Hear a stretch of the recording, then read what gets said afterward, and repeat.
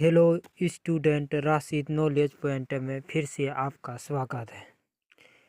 आज हम chemistry 10th का चैप्टर नंबर 2 का अध्ययन करेंगे, जिसमें हम देखेंगे अम्ल और भस्म तथा लवण। यानी कहने का मतलब है चैप्टर का नाम है अम्ल, भस्म तथा लवण। अम्ल और भस्म के बारे में पढ़ेंगे। चलिए अम्ल के बारे में जानते हैं क्या है, किसे कहते हैं अम्ल। अम्ल वो पदार्थ है, पदार्थ एक प्रकार का क्या पदार्थ है जिसका जलीय विलयन होगा, जल में घुला हुआ होगा, जो उसका स्वाद कैसा होगा। नंबर 1, स्वाद में खट्टा होता है। स्वाद कैसा होगा? खट्टा होता है स्वाद में। और अगर धातु से अभिक्रिया करेंगे तो क्या बनेगा? H2 गैस मुक्त करेगा, H2 गैस हाइड्रोजन गैस निकालेगा। नंबर 3, क्षार से अभिक्रिया करने पर लवण तथा जल बनता है। क्षार से अभिक्रिया करेंगे तो क्या बनाएगा? लवण और जल बनाएगा। तो भस्म किसे कहते हैं? चलिए भस्म क्यों जानते हैं। भस्म वो पदार्थ है, भस्म एक प्रकार का पदार्थ है जिसका जलीय विलयन क्या करेगा? जिसका जलीय विलयन देखेंगे तो कैसा होगा? स्वाद में कड़वा होता है, स्वाद में कड़वा होता है। और अम्ल से अभिक्रिया करके लवण तथा जल, अम्ल से अभिक्रिया कराएंगे तो लवण और जल बनाएगा, H2O बनाएगा, जिसे जल कहते हैं। अगले टॉपिक की ओर बढ़ते हैं, जिसमें अगला टॉपिक है विद्युत अपघट्य किसे कहते हैं। विद्युत अपघट्य किसे कहते हैं? वैसा यौगिक जन्म करते हैं NaCl, KOH को यौगिक कहते हैं। वैसा यौगिक जिसका जलीय विलयन विद्युत धारा का संचालन करता है उसे विद्युत अपघट्य कहा जाता है।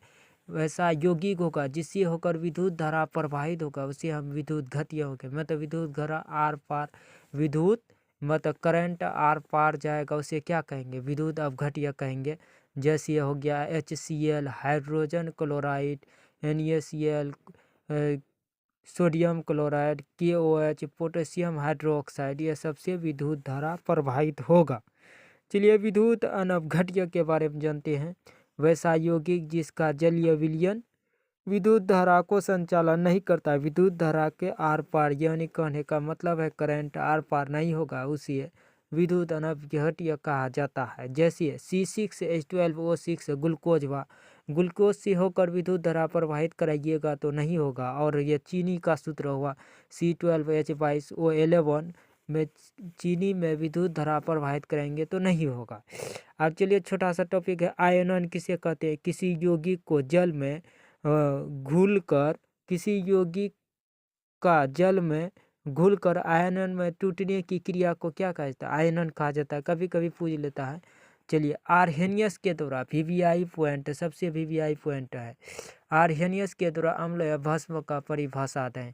अगर एग्जाम में लिख दिया आर्हेनियस के द्वारा अम्ल और भस्म परिभाषा दें तो ये वाला परिभाषा लिखना है। अगर सिर्फ लिख दे कि अम्ल और भस्म किसे कहते हैं तो वो वाला पीछे जो बताए वो परिभाषा लिखना है। तो चलिए अम्ल किसे कहते हैं? आर्हेनियस के द्वारा अम्ल वो पदार्थ है, एक प्रकार का क्या है? पदार्थ है जो जल में घुलकर हाइड्रोजन आयन, या मतलब H आयन देगा, हाइड्रोजन आयन देता है, उसे अम्ल कहते हैं। जैसे एग्जाम्पल हुआ HCl हाइड्रोक्लोरिक अम्ल, H2SO4, HNO3CH3COOH, मतलब सब में क्या रहेगा? हाइड्रोजन लगा रहेगा, तो उसे हम अम्ल कहेंगे। चलिए आर्हेनियस के द्वारा भस्म को जानते हैं। भस्म किसे कहते हैं? भस्म वो पदार्थ है, एक प्रकार का भस्म क्या है? पदार्थ है जो जल में घुलकर हाइड्रोक्साइड आयन OH आयन देता है, उसे हम भस्म कहते हैं। जैसे ये हुआ NaOH, sodium hydroxide, potassium hydroxide, NH4, ammonium hydroxide हुआ, ये सब क्या हुआ? भस्म हुआ। OH लगा रहेगा, उसे हम भस्म कहेंगे। अम्ल का गुण को जानते हैं। अम्ल का गुण कैसा होता है, लक्षण कैसा होता है, विशेषता कैसा होता है। नंबर 1 में अगर दे देगा अम्ल का गुण को लिखें तो नंबर 1 में आपको लिखना है अम्ल स्वाद में खट्टा होता है। स्वाद करेंगे तो इसका कैसा होगा? खट्टा होगा। और नंबर 2 में लिखना है अम्ल विषैला मतलब जहर या तीव्र नाशक होता है, बहुत जहरीला होता है। उसके बाद नंबर 3 में लिखना है धातु से अभिक्रिया।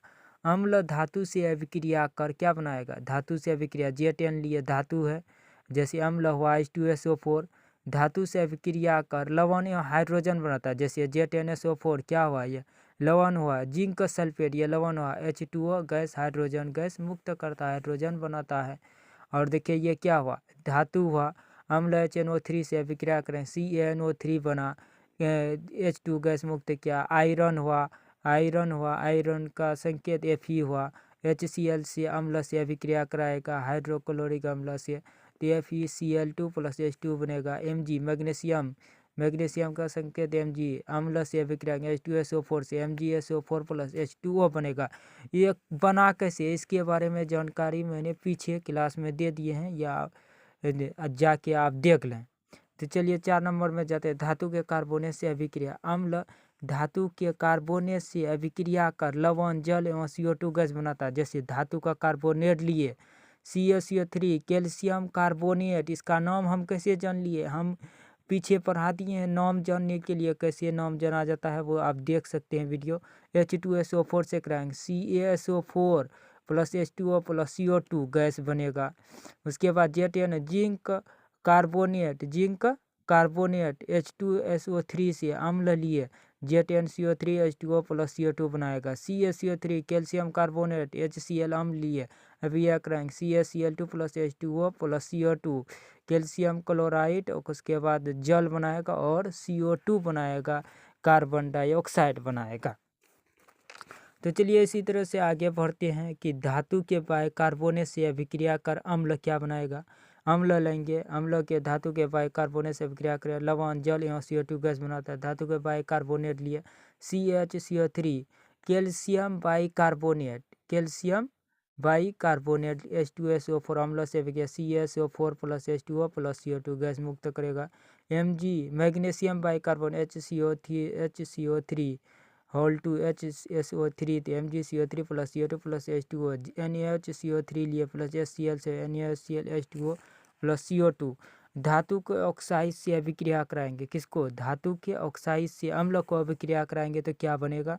जैसे अम्ल धातु के ऑक्साइड से अभिक्रिया कर लवण और जल बनाता है। अम्ल धातु के ऑक्साइड से अभिक्रिया कराएंगे तो क्या बनेगा, लवण और जल बनेगा। जैसे देखिए CaO क्या हुआ, कैल्शियम ऑक्साइड हुआ, + HCl हाइड्रोक्लोरिक अम्ल, ये अम्ल हुआ, कराएंगे CaCl2 + H2O जल बनेगा। उसी तरह से MgO मैग्नीशियम ऑक्साइड H2SO4 अम्ल लिए MgSO4 + H2O बना। ZnO + H3PO4 ZN3PO4 + whole 2 + H2O जल बना। इसी तरह से आगे बढ़ते जाते हैं। भस्म से अभिक्रिया कराएंगे अम्ल को, क्या बनेगा, भस्म से अभिक्रिया कराने पर अम्ल भस्म से अभिक्रिया कर लवण और जल बनाता है। अम्ल को भस्म से अभिक्रिया कराएंगे, क्या बनाएगा, लवण और जल। ये भस्म लिए, क्या लिए, ये भस्म H2SO4, और ये क्या लिए, अम्ल लिए H2SO4, भस्म लिए COH होल 2, तो अभिक्रिया करेंगे CaSO4 क्या बनाएगा, CaS अभिक्रिया कर लवण CaSO4 लवण हुआ, H2O जल बनाएगा। ये अम्ल लिए, ये भस्म लिए, अम्ल HCl MgOH होल 2, अम्ल जन्म करते H रहता है, भस्म में OH रहता है, तो भस्म लिए MgCl2 + H2O